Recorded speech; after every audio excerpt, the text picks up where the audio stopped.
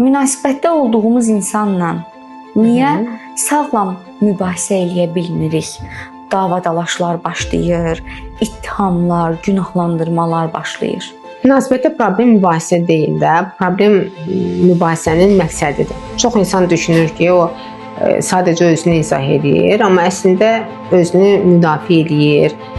Qarşı tərəf danışanda içində yəni amma misal üçün başlayırsa, yəni cavab hazırlayırsa, səs tonun qalxırsa, sözün o sonunda sübut etməyə çalışırsansa, sən artıq mübahisədə deyilsən də, mübahisə eləmirsən, sən mübarizə aparırsan. Sən haqlı olmaq istəyəndə özünə sual ver, əslində nə istəyirsən? Məsələn, dəyərli hiss etmək istəyirsən özünü, haqsız olmadığını sübut etmək istəyirsən, tərk edilməkdən qorxursan.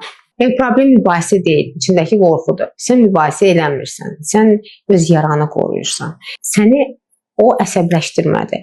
O sadəcə səndə olan yaranı üzə çıxartdı. Sağlam münasibətdə məqsəd haqlı çıxmaq deyil, məqsəd əlaqəni itirmədən həqiqəti danışa bilməkdir.